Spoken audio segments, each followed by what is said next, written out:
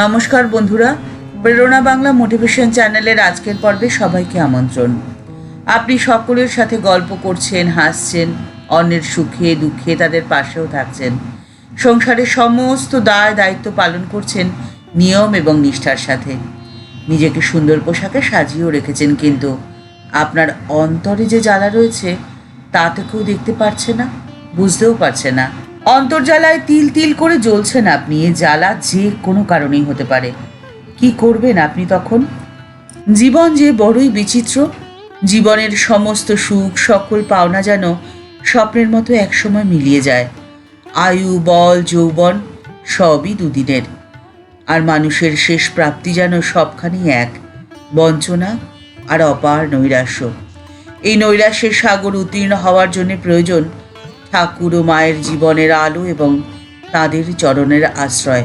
সংসারে আপনি যদি ভালো থাকতে চান, তাহলে ঠাকুর এবং মায়ের কর্মপদ্ধতি আপনাকে অনুসরণ করে চলতেই হবে।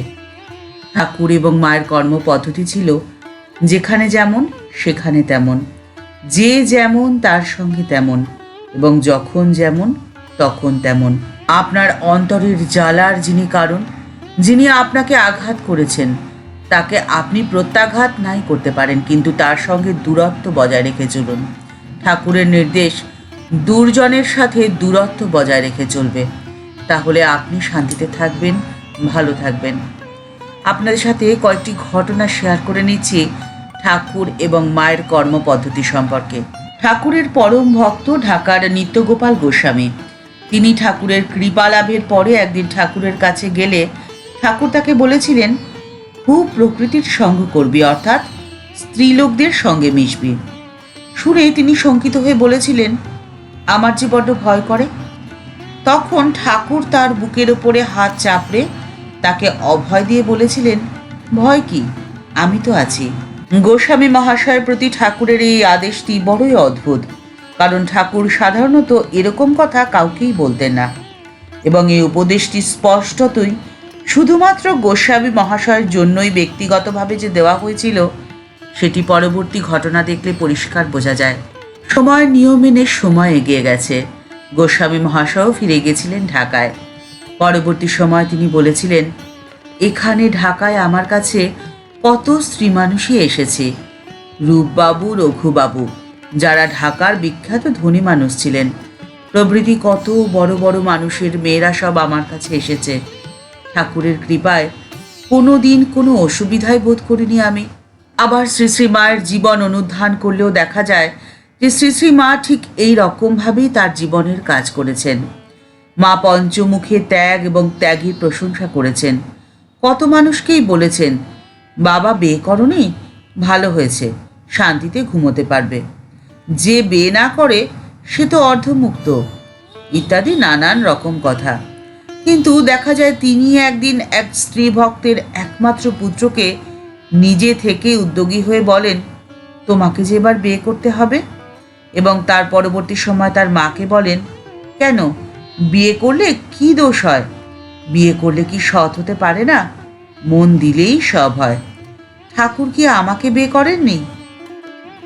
অর্থাৎ আপনি যদি নিজেকে আপনার অন্তরের জ্বালা থেকে মুক্ত রাখতে চান, তাহলে আপনাকে মানুষ চিনে কাজ করতে হবে। যে মানুষ যেরকম, আপনাকে তার সাথে সেরকম ব্যবহারই করতে হবে। ঠাকুর এবং মা এই শিক্ষাই আমাদের দিয়ে গেছেন। ঠাকুর ছিলেন দক্ষিণেশ্বর কালীঘরের পূজারী। তার পোশাক, পরিচ্ছদ, চাল চলন, জন্ম সংস্কার সব কিছুতেই তিনি প্রাচীন যুগের প্রতিনিধি। আর নরেন্দ্রনাথ দত্ত ছিলেন ঠিক তার বিপরীত। তার কর্ম, চিন্তা, হাবভাব সব কিছুতেই তিনি আধুনিক। প্রথমটায় তো তিনি ঠাকুরকে আমলই দিতে চাননি, কিন্তু শুধু একটা দুর্বোধ্য প্রাণের টানে তার কাছে ছুটে ছুটে এসেছেন। শেষটায় তিনি তার চরণেই আত্মসমর্পণ করলেন। কিন্তু তার ফলে দ্বিতীয় রামকৃষ্ণ তৈরি হয়নি, হয়েছিলেন স্বামী বিবেকানন্দ। অর্থাৎ অনুকরণ নয়, আপনাকে হতে হবে মৌলিক। এই বিশ্ব ব্রহ্মাণ্ডে আপনি যদি নিজের পরিচয় তৈরি করতে চান, তাহলে অনুকরণ দিয়ে নয়, মৌলিকত্ব দিয়ে আপনাকে তা করতে হবে। আর প্রয়োজন ভালোবাসা, স্নেহ, মায়া, মমতা, যার নিদর্শন মা শারদা স্বয়ং। মা একটি জীবন যাপন করে গেছেন, সে জীবনে তিনি একজন সেবিকা, তিনি আজন্ম সেবিকা। উচ্চ নিচ, পরিচিত অপরিচিত সকলের সেবাতেই তিনি নিযুক্তা। কারণ তিনি যে মা, সকলেরই মা। সকলের ওপরেই তার স্নেহ, সকলেই যে তার প্রাণের প্রিয় সম্পদ, সকলের কল্যাণই তার একান্ত কামনা।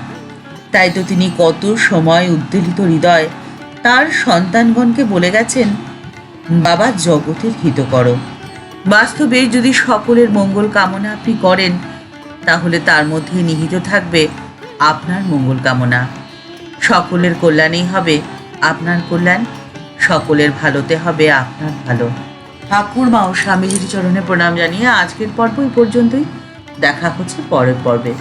ভিডিওটি যদি ভালো লেগে থাকে তাহলে তা শেয়ার করার অনুরোধ করছি। আর এই চ্যানেলটি ভালোবেসে যারা এই পরিবারের সদস্য হয়ে গেছেন তাদের জানাই ভালোবাসা, শ্রদ্ধা ও প্রণাম। আর যারা এখনও এই চ্যানেলটি সাবস্ক্রাইব করেনি তাদের কাছে বিনীত অনুরোধ রইল চ্যানেলটি সাবস্ক্রাইব করে বেল বাটনটা ক্লিক করে দিয়ে অল বাটনটিতে ক্লিক করে দেওয়ার জন্যে।